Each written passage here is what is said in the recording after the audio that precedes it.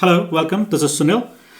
In this video, I'm going to go through everything you need to know about retirement. This is a retirement 101 thread. I'm going to split them into 4 videos, where the first video we're going to go through what is a budget planner. There's a free download. I'm going to go through how to use it and what it helps. And the second thing is, like being an Indian, I will teach you how to save and be like an Indian saver. So we are really good at saving. I'll show you tips how to save like an Indian. Third thing, I'm going to go through 10 things, at least 10 things you should be stop buying things if you want to make a big improvement in your retirement. And number 4, I'm going to go through a 4% rule, how to kick ass your retirement plan.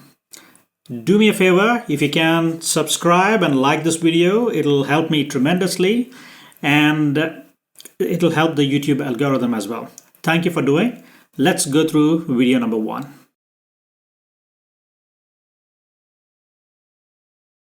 In this video, I will go through how to use a budget planning spreadsheet. If you are struggling to save, or if you are planning to put in a down payment for a house, for your kids, or for your retirement and don't know where to start, this is the first step you want to do, is to understand how you spend and how to monitor your spending for 6 to 8 months to know where you stand, and then you can adjust. You'll know what to cut, what to sacrifice to increase your spending. So I will go through a spreadsheet which you can download in this video, in this description. I will go through all the pages and everything you need to know to start your first financial planning using a budget spreadsheet. All right, let's go through the spreadsheet right now. So if you are new to finance, or if you don't know where to cut your savings, this is a good place to start, where you can track your spending and your expenses, and then know what you're spending on, and then that might lead to where you can cut down. So number 1 rule, or in my opinion, number 1 rule for knowing how much to save for retirement is knowing how much you spend. So without knowing how much you spend, there is no way to know how much you need. So this spreadsheet will help you monitor your expenses. So quick instructions. This is Google spreadsheet. That's free. Anybody who's got a Gmail can open this. So if not, you can save as file, download as an Excel. If you want to use an Excel spreadsheet, you can do that. If not, you can just download it and rename it, make a copy, and then you can edit to whatever you want to do. So I've given some instruction: go to file, make a copy, and then you can edit it. So I'm not going to go through the wordings. There's 4 main pages. You're earning. So I'm going to just clear it so that I can go through. I'll go through with you what it is. I'll put in some just to check the spreadsheet, but I will go through with you in a second.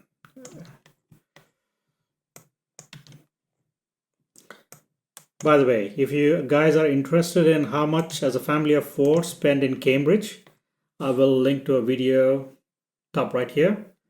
You can have a look at breakdown of how much we spend as a family of 4 in Cambridge. That is UK Cambridge.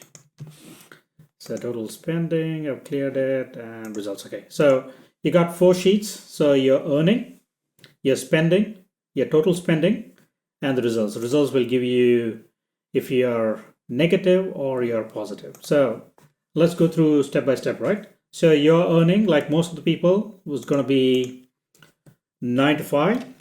Or if you got a small business, let's say I got $3,000, and maybe I've got a side hustle which is bringing in about 100, and there's another Facebook marketplace which is bringing me another £100. This is just for the sake of argument.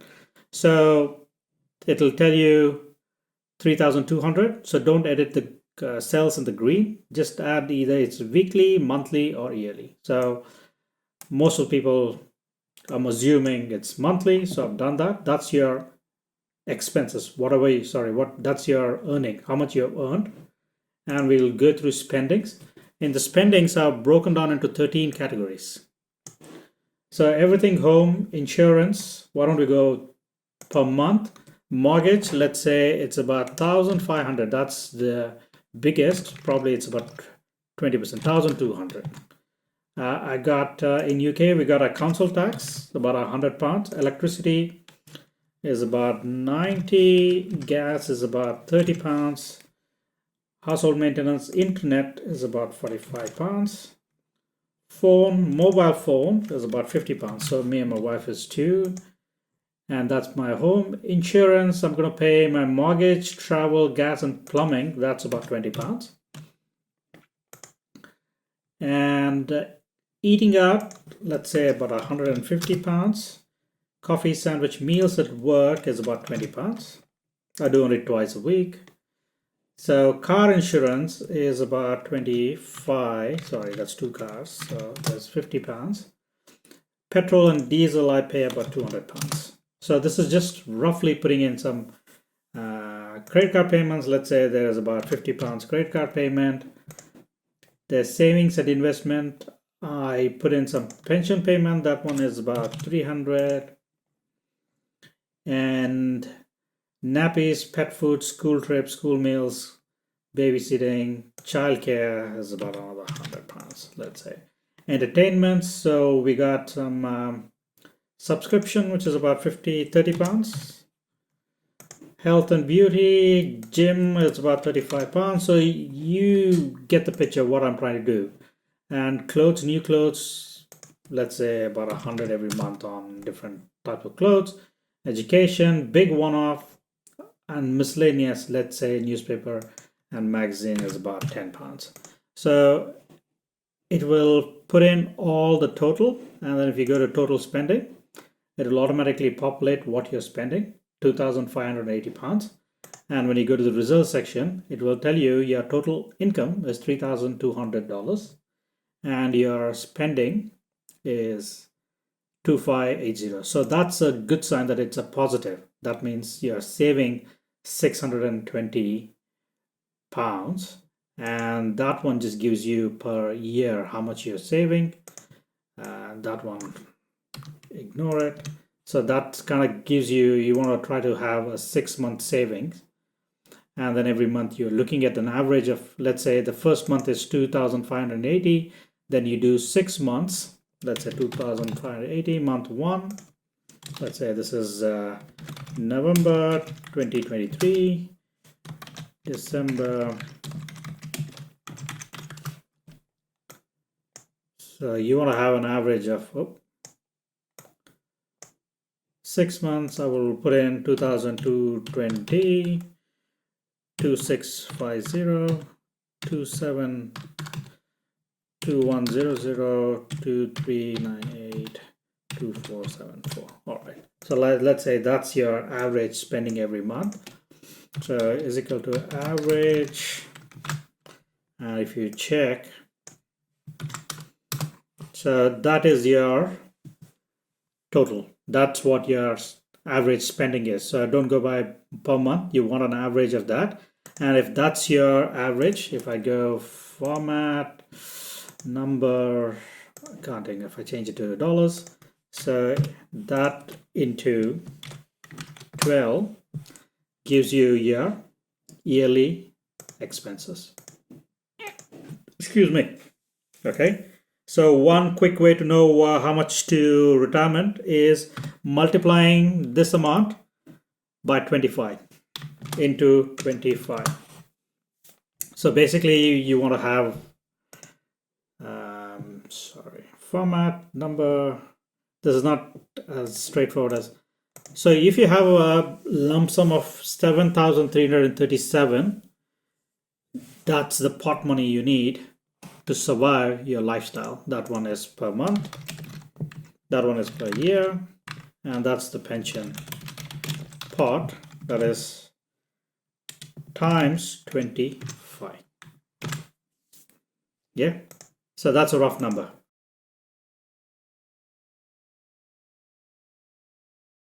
Today, I'm going to go through why Indians are good at saving money.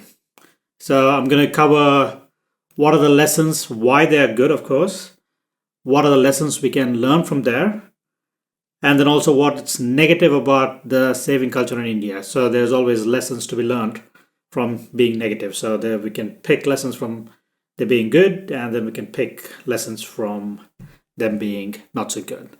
So, I grew up in India, in Bangalore. So, I've been born, brought up in Bangalore. I understand India. I've been outside India for almost close to 20 years now. So I come from Indian culture, and a big part of me doing well finance wise is because of the cultural importance, and then also things I've picked up in the Western culture. So I'm going to share what those are. So, first of all, let's talk about culture. So India was colonized by British for almost 89 years. Here, a number of economic crises and other factors have made people not trust the government or the financial system. So that's one of the main reasons why they're always thinking about saving for a long term than relying on a government or other facilities like we in UK or in US or other developed countries, we take it for granted, to be honest. So they don't rely on that. So they're always thinking about I need the money for a long term, and also it's a very cultural thing that people feel responsible for their family. They're always saving for their kids' education. Dowry is a big problem, and is still a very important mental model where people are trying to save for their daughter's wedding and for any of the old age and health related things. So people know that when they grow old, they will need money for their health, because there is no like a national health service what we find in UK. There's no health system, and lack of education. People don't generally buy insurance. They rely on cash, and they start early on to save a lot of cash. Other interesting concept I'd like to mention is the concept of paisa vasool. Paisa vasool is basically it's not how much you paid for the product, but how much can I use it for a long time. So you find people reusing a certain object. It may be a tech or a fabric or a piece of fashion.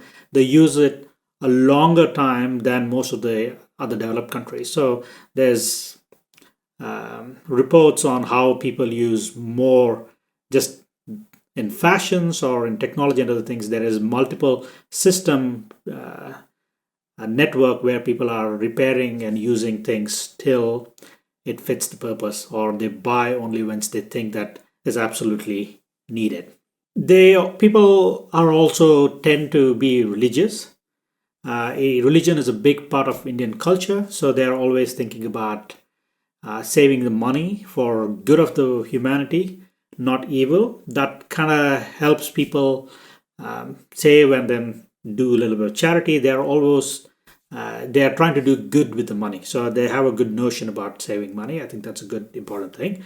And then also there's, especially if you're being a Hindu, being a simple leading a simple life and being frugal is something which people admire, and something subconsciously as an Indian you tend to do. Other important thing is it's a very family oriented place in India. So a lot of people pitch in because it's so expensive, and then also people tend to live in big families. I think about 77% of the people still prefer to staying with their parents. It comes as a shock to a lot of Westerners, but staying with family after your marriage is a very, very common thing. So if I was in India, I would be staying with my parents. So it's not a question of can I or what, it's just the way it is. And we are fine with it. So there the decisions are made by pooling in money. So everybody tends to pull in a little bit more money to buy something big because the land is expensive, and then also you get better deals with the system. So negatives, let's talk about negatives about all the saving culture. One is people pay higher interest on credit cards and other things when they go to hospital because they tend to pay they don't tend to pay for an insurance or a retirement or a pension. They are paying higher interest rates on credit card bills and other things is because they use cash and they don't use it effectively. So they always are risk aversive. So they don't want to take more risks. So they always play safe. So they put in fixed assets or a low return long term funds instead of earning more money. They tend to hold a lot of assets or cash in real estate and gold. Everybody's got real estate. So first thing people think about is real estate and gold. Gold is for their daughter's wedding or weddings, but people tend to buy gold, especially as a commodity, a lot in India and real estate. So they hold a lot of money and they don't have cash flow, in my opinion. You could be more comfortable if you can release a little bit of equity and then have a better saving or a pension or a insurance in India. So lack of trust with the bank is usually due to could be corruption, a lot of red tape, and the whole process is not easy. It's a very anything to do with papers is a complicated issue. People tend to avoid, and they rather have money to pay than to go through the bank. So they tend to save a lot of money up front and instead of paying a lot of EMI. So I feel these are the main key good and the negative things about people, why they are good at what they do, and they do really well, especially NRI. NRIs are non-residential Indians. When they move outside the India, they do really well is purely because they have the mentality of saving for long term, risk averse, and backed by the lot of options they get like health, credit, and loans in the Western culture. So they take more easy risk. So for them, it's still a low risk, but it's an easy risk. As an example, when I first bought a house in UK, this is what 12, 13 years ago, the interest rates was the last decade was really cheap. It was like 2.5%. And I know a lot of people struggle putting in the down payment for the first property. But for a person who's coming from India, when back then the interest rates was about 12%, and you had to put in about 40% of the down payment, putting in 10% for 3.5% was just so simple and easy for me that I couldn't imagine why people are struggling to put in a down payment for a house, especially here in UK. To buy the first property, I thought is the easiest thing. All you have to do is save 10% and 3.5%, and it's done, and it's cheaper than rent. So I think the mentality coming from seeing 12% and having 40% down payment is just super easy, and Indians do tend to do really well. So a lot of my friends, Australia, UK, America, Canada, all are into real estate. They're all into stocks and shares. They do well is because they tend to save for long term and they will do strategic investment as and when it comes. It's no surprise if you find an Indian in a street, they will do well over a period of time because that's their culture. Okay, let's talk about the lessons we can learn. What can we learn from an Indian mentality for saving? Save for long term, not short term gains. And then the concept of paisa vasool. So don't buy something which you know you're going to replace in 2 or 3 months, or you want to buy something thinking that if this is something I want to use for 3 years or 4 years, am I buying something for a long term? It could be a car, it could be a phone, it could be a house, it could be any of those things. You want to get the paisa vasool. Paisa vasool is basically paisa is money, vasool is am I getting the most of it? So you want to have that mentality towards saving is you want to save yourself for long term, and then also anything you buy, you are trying to minimize just replacing it every few times. That gives you more option to save, and then you're managing the resources better. Working with your family and other things. Over here, I see a lot of people like brothers and siblings don't help each other. They think that it's his life, let him lead this way. My analogy, I don't agree to it, is like if my me or my brothers are there, if the first person, let's say my brother, wants to buy a house, I will pitch in the money what I have right now so that he can buy a house, and then on a understanding that when I'm buying the house, he's going to give it to me. It's a very weird concept, but the whole lot of India works that way, is because we trust people. We buy, we share, we lend money to our friends, families, relatives in their need, and then it works both ways. So you're investing into trusting the people.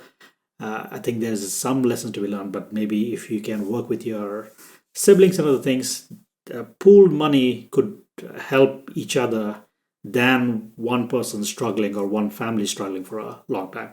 I know it's a controversial and it's a debatable thing, but I feel it's a lesson which Western culture can embrace, which is a good thing.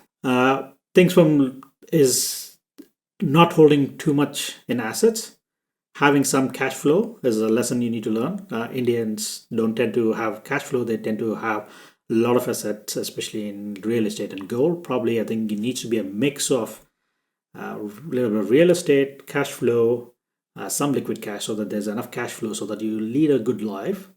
It's not just having money, because in Western world there's a health system. You don't need to save so much in assets. I'm saying saving is important, but you don't have to save in fixed assets. And then also buying insurance, even though you are paying a little upfront for every month, saves paying for an emergency and other things in a longer term. So trying to have that mentality of having some sort of insurance, paying for your pension, long-term retirement is something we should be aiming for.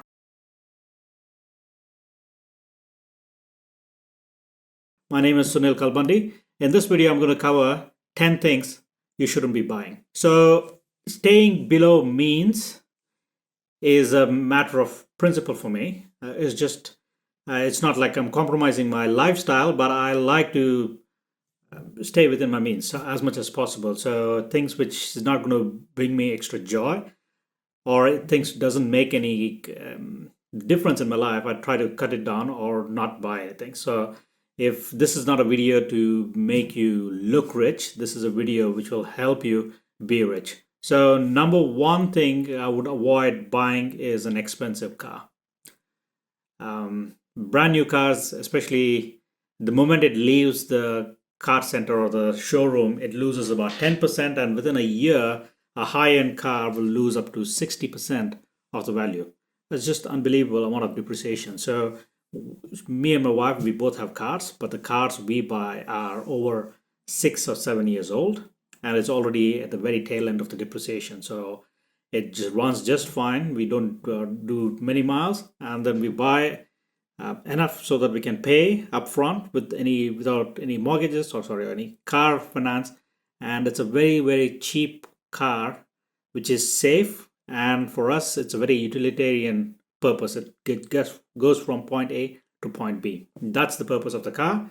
And we got young kids, so we need some space, and we live outside the city, so we can't always rely on public transport. So we buy cheap cars just from point A to point B, and then we buy mass production cars like Vauxhall or Nissan and Skoda and other things here in UK. So they are comparatively cheaper to fix if something breaks, which will eventually, but don't buy expensive cars. Number two is impulsive buying. Impulsive buying could be item on sale as a big example. If you want to buy something nice, and if it's on a sale, then it's a good deal. But if you want to buy something just because it's on the sale, it's a big no-no for us. So I tend to buy a good pair of shoes every few years, and I tend to use shoes for at least 2 or 3 years. So I have 2 or 3 pairs. I buy a good pair, but only once it's almost at the end of its life, or it's not worth repairing it. We don't have a lot of space. We want to have I don't want the clutter, and then also I just want to buy shoes which I'm not thinking too much. So I know that's the shoes I'm wearing, and it's fine. So another thing within impulsive buying is extended warranty. So we might never use anything which is like over 2 years. We might lose a receipt, or we don't even know where to find it. So anything which says, do you want to subscribe for an extended warranty, I would definitely avoid extended warranty. Same goes with designer clothes. Same goes with designer clothes or fast fashion goods. So I'm a big no for fast fashion goods and other things. So number 3 on the list is buying a big house or an expensive house. So we are just outside Cambridge. If you're interested, you can see how much we spend. This is not a big house. This is big enough for us to live. It's a comfortable house. But I understand there's benefits by just renting, but also this house is not so expensive that it kind of justifies buying a house. That's my opinion. So you don't want to buy a house which is like a golden shackle. So you want to buy just enough so that you're comfortable in staying, and you can grow some fruits and vegetables, fruit trees and other things which in rental property you can't do. So this is not buying an expensive house. You want to but if you're investing into a rental property or commercial property which brings more money, then more the merrier. That's a completely different idea than buying a house just for you to stay. And then also, I want to add, if you're trying to buy a car and other things, you want to buy an asset which can buy a car. That's a better proposition than just buying a car or buying a expensive house. Number 4 is the latest tech. So you and I, we know there's every 6 months there is always something new. For years, I used 4 or 5 generation old phones, but I upgraded to the latest one is just because I started doing videos. So that was a necessity. That's the only reason I bought an upgraded. I have a Pixel 6, not a Pixel 8. That's good enough for my videos and other things. That was the only reason why I paid an upfront for a latest tech. So I'm never buying any latest tech every 6 months, 7 months. I hardly use few apps, and the few apps what I use, the banking and other things, are perfectly fine with the older version phone. So paying 100 extra or 1,000 extra for latest tech is something worthwhile. I would rather use that money to spend holiday with my family and other things. So number 4 or number 5 is gifts. We have a limit on how much gift we buy, and also we don't buy gifts for every occasion. So we have an understanding. For us, as like me and my wife, we are married for almost 16 years now, 15 years now. We rather have a holiday with the family, with the kids, than have a gift. So we try to do is the gift we want to do is go out for a holiday and other things. So for us, it's like we are always trying to avoid gifts or buying unnecessary souvenirs or junk which we have to carry back and then look after other things. So no souvenirs, no gifts. But kids, they tend to buy a few things, but we are looking for a used item or a marketplace, things which they know they will appreciate it, and then also it's bought at a discount. Number 7 is things which don't invest into things which you don't understand. So it could be crypto, or the haze at the moment is about the AI, talking about what to buy, what not to buy, and other things. So I like to spend some time on understanding what I know before I putting in my money. And so I wouldn't buy something I don't understand. That's the number. Is it 6 or 7? And this is another small thing. My haircut and my shaving, I tend to do at home. Haircut, my wife gives me a haircut. I've been having a haircut at home for almost 7 years now. It's just a principle. I don't like spending on haircuts. I'm not advocating being cheap. I'm just saying it's not something which I hugely value. That I know, understand it needs to look decent, but haircuts, shaves, and these are something which I generally ask my wife to do it, and the shaving and other things I do it. So it's not something I do it to impress others. It's just hygiene, and that's something I do. Number 7 or number 8, buying used toys and using library for the books and mainly for my kids, especially I got young kids. There's a certain amount of expenses goes into looking after the kids and other things. So I tend to buy all the indoor toys from a marketplace or eBay or cardboard sales here in UK. And if there is anything outdoor, because I got twin boys, I am sometimes forced to buy them new ones because they want exactly the same thing. So it's a hassle. If it was just one kid, probably I would have been happy doing things. So I tend to do um, internal to all the toys what they need on a used marketplace, and then also books from library. So the books from library extends to me as well. So I used to buy a lot of books. These days, I'm a bit mindful about the things I want. I usually buy a Kindle or an audiobook, and then I usually go to a library. So there's multiple 3 or 4 libraries. Even if there is not a copy, you can request for a copy, and then they usually get a copy of the book you need. So they're very good at it. Just also, it's an exciting thing for my kids to go to the library, and then every time they go in, they have their own library card. They know how to scan the barcode, get this barcode, and then get the books back. It's an experience, and then they are always eager to read those books as soon as possible and then return it back. I mean, it's a fantastic. I think if you can get the kids to go to a library excited, I think you're, in my opinion, you're a good parent. So number 9, this is regarding travel. So our biggest expenses, if you are interested in how much we spend, have a look at the video here. Our biggest expenses are travel. But just because we spend on travel, but there are also certain things we don't spend on travel, is like we avoid taxis if it's in the daylight or if it's too expensive. If it's the night, we prefer going the taxi just because of the safety, but we tried avoiding taxis, use public transport, avoid fancy restaurants, and then we try to do packed meals at least once a day from your home, and then expensive resorts and other things. So we book a Airbnb which is moderate, nothing expensive. Sometimes if it's summer, we look for a communal pool or near the beach.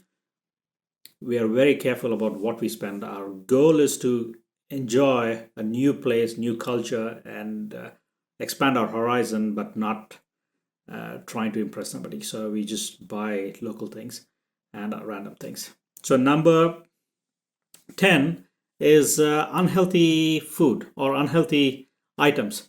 So it could be, if you're a smoker, stop smoking. Super expensive. When I don't smoke, my wife doesn't smoke. We never smoked, but this is for people, they're looking at it.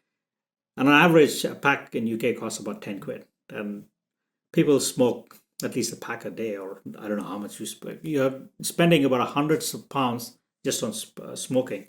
And another rule we do is we don't buy alcohol at home. So it's a treat for us to go when we are on holiday or when we are with friends and other things. We tend to have a drink with them. But at house, we don't generally buy alcohol. It's expensive. And then also, I tend to stick with beer or water. So those are the kind of things we avoid: taxis, expensive fast foods, resorts, and junk food. So we have a limit on how much junk foods we buy. So I'm a culprit, but we tend to not buy too much for me and for my wife and for my kids. So hopefully, and again, the whole emphasis is about trying to save that money, even though if it's an upfront struggle for us, or maybe it's a discomfort for us, but that knowing that the money will be invested and then we can enjoy a better life as we are growing old, it's a beautiful compromise for me. So I think there's a guy, Jesse Gregorick, I heard it on Tim Ferriss show. Easy choices, hard life; hard choices, easy life. I think it hits a ring in my head. It's like, you want to make some conscious decisions, especially like impulsive buying and other things. If you can't control your impulse to buy a random thing, how are you going to have the discipline to invest into something for a longer time? So I'm all about not trying to impress others, all about having the means necessary to enjoy the things what I like to enjoy and my family, and leading a meaningful life.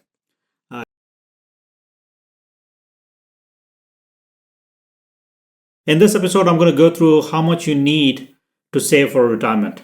So the concept I'll be covering today is 4% rule. You might have heard this concept as 4% safe withdrawal, or just a safe withdrawal, or 4% safe withdrawal. So all refers to the same thing. This, in my opinion, is one of the easiest and the best ways to figure out how much you need for your retirement. So let's define what a safe withdrawal rate is. The safe withdrawal rate is the maximum amount of money you can withdraw from your retirement fund without running out for your lifetime. So anything with finance is covered with controversy. But let's start with, you might argue, how do I know this money is going to be okay for my retirement? Or will a dozen egg cost $6, or will it cost $60 in 20 years, 30 years? I don't know. Yeah, you don't know, or anybody who's saying they know, they're just lying. We can't predict, but we can use history as an average how the economy has been doing, and that's what we're going to do in this one. So the easiest way to do is you need to know how much you're spending per month.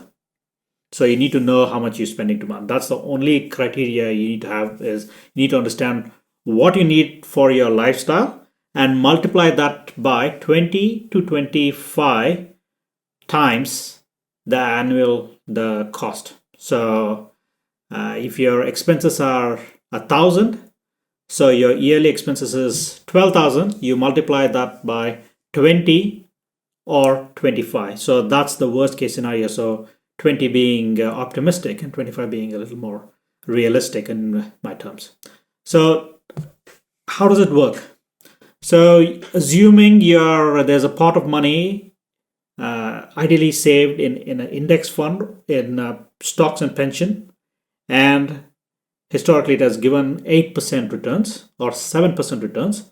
So you get 7% and you take 3% as inflation, and the remaining 4% is what you can live off your life. So that is what safe withdrawal rate is. So I can hear people whining and ready to put in some comments saying that no, this doesn't work. So let's look at the history of SP 500. So that's where mostly me and my family, we been investing into the global index fund, or SP 500. If you're interested in what the stock fund and the things is like, put in another video, you can watch that. So last 30 to 40 years, it has on an average made more than 7 or 8%. So there are times like 2008, in my lifetime, 2008, 2011, 2012, 2020, the coronavirus, 2022, the Ukraine war, all has huge impact in the economy. So currently, right now, I'm in UK, so there's about 7.8 to 8% inflation. So you might argue, depending on which year you were born, people might do better, or depending on if you are born or if you're trying to save in a worse time, you might lose money. So I don't have to do any of the studies because a lot of people have done those studies. Some of them were popular ones is the Trinity study, where they did multiple couples in different scenarios to know what the maximum withdrawal rate should be. And one of the reasonable person, Wade Pafan, Vadepafan. If you look at the graph, so the worst case scenario is 4%. So we should be okay to withdraw 4% if you have a pot of money. So the critics they were saying it's impossible. The money won't last for a long time. But also what they don't take into consideration is multiple things. One is you might be self-employed. You might be still getting some sort of money from somewhere else. Nobody is saying that you're not going to get money from your NI contribution. That is in UK. So we get state pension and NI function. And then there is an adjustment. So as an example, during COVID, we didn't travel. We were perfectly fine. And if the inflation or a price of the fuel goes really high, we'll adjust that. And then also we will travel less. So these are all under our control. So there's a pot of money if something changes, we can always adjust to that particular year. It's not a fixed thing. We can always adjust. So right now you might be thinking, well, the 4% sounds good. Let me give my personal example. So we are a family of 4. We are in Cambridge. So we spend about £5,000 per month. Sounds a lot, but almost 38% of it is mortgage. So I pay 38% of it for mortgage. So within 10 years or 15 to 20 years, depending on what we choose, we can repay the mortgage. So when I retire, my mortgage is not going to be there. So let's say 2,000 of the 5,000 goes into mortgage. My kids will be grown up. And then also we know historically, and then also talking to your parents or somebody who's elder, old parents, we don't spend too much. They don't spend too much. So I'm saying that when we grow old, we're not going to be spending at the same level as we are spending right now. So there's a lot of contingency within this 4%. So in my case, 5,000 with the safe withdrawal rate, if you calculate by 25, I need 1.5 million. I feel that is a bit too much. In our case, once we repay the mortgage, let's say we have a 3,000 roughly monthly expenses. So we will need about 800 to 900,000. So 800 to 900,000 is what we are aiming for, and that's what our retirement pot should be. And 4% of it every year is what we need to live comfortably. And the pot of money, in theory, will stay there for a very long time. So few years we'll get more than 7%, and few years it'll be less than 7%. So when you get more, you don't spend, and when you get less, you use the time when there is more profit, and then that's how you manage and you maintain. I hope the 4 videos in the right order gave you everything you need to know to retire like a king. So it tells you how to manage your budget, like a backward budget, how to save that thing, save, stop buying random things, and then save for your retirement. Depending on wherever you are in your journey for retirement, I hope this video was informational, and thank you for watching. And there's more videos on if you're new to investing and other things on my channel. Thank you and bye.